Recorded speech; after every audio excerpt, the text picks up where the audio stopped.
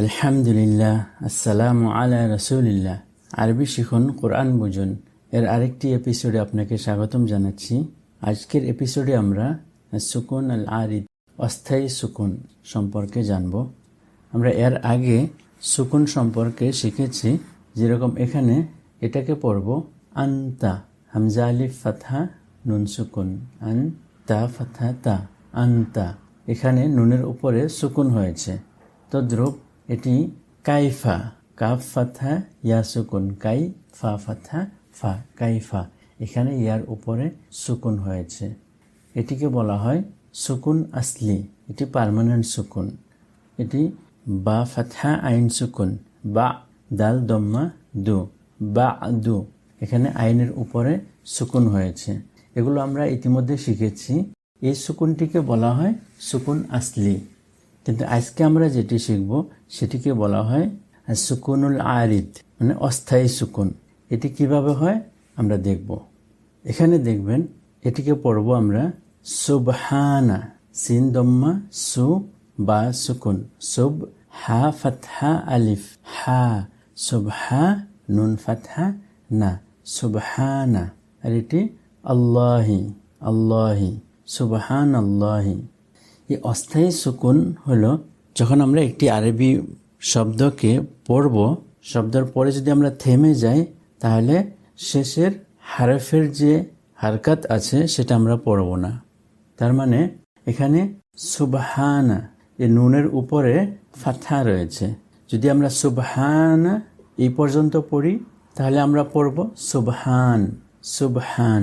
নুনের উপরে যে ফাতহা আছে সেটা পড়ব না, সেটা পড়তে হবে না, সুবহান। কিন্তু যদি আমরা সুবহান আল্লাহ পড়ি তখন নুনের উপরে যে ফাতহা আছে সেটা আমরা পড়ব, সুবহান আল্লাহ। কিন্তু যদি আমরা সুবহান আল্লাহি পরে যদি ওখানে থামতে চাই তাহলে হার সাথে কাসরা পড়ব না, তখন আমরা পড়ব সুবহান আল্লাহ। সুবহান আল্লাহির জায়গায় আমরা সুবহান আল্লাহ পড়ব। এখানে আমরা কাসরা না পড়ে সুকুন করলাম। সুকুন মানে থেমে যাওয়া। তদ্রূপ এটি আল হামদু লিল্লাহি। এখানে তিনটি শব্দ রয়েছে, আল হামদু লি আল্লাহি। এখানে যদি আমরা আলহামদুলিল্লাহি পড়ে সুকুন করি, মানে ওখানে যদি থেমে যাই, তাহলে আমরা অন্তিম হারফটি আছে হা, এর সাথে কাসরা আছে, আমরা কাসরাকে পড়ব না। আমরা তখন পড়ব আলহামদুলিল্লাহ, নাকি আলহামদুলিল্লাহি। আলহামদুলিল্লাহ মানে সমস্ত প্রশংসা আল্লাহর জন্য, লি মানে জন্য, আলহামদু প্রশংসা, সর্বোত্তম প্রশংসা আল্লাহর জন্য। সুবহান আল্লাহ মানে আল্লাহ সমস্ত ভুল ত্রুটির থেকে পাক।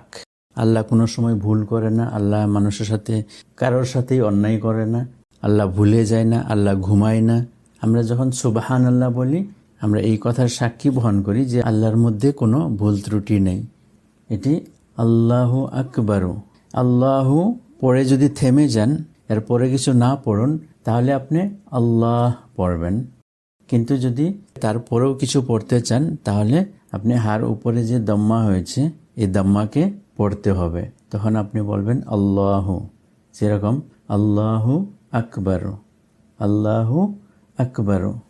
আবার যখন আল্লাহু আকবারু বলে থামবেন তখন আপনি এই রর সাথে যে দাম্মা হয়েছে এই দাম্মাকে পড়বেন না, তখন পড়ব আল্লাহু আকবার, আল্লাহু আকবার।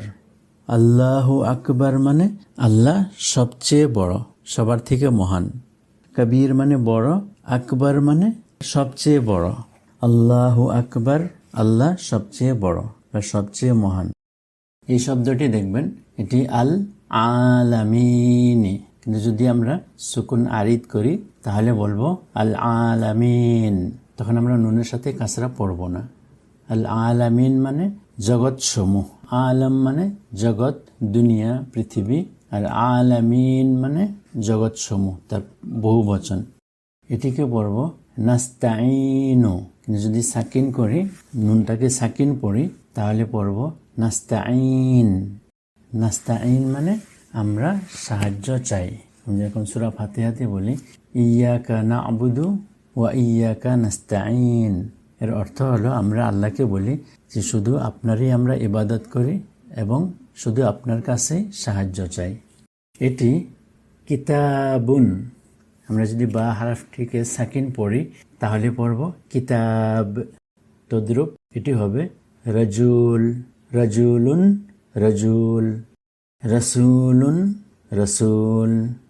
আশা করি ভিডিওটি বুঝতে পেরেছেন এবং শিক্ষণীয় হয়েছে। পরবর্তী ভিডিওতে আবার আসবো। আসসালামু আলাইকুম।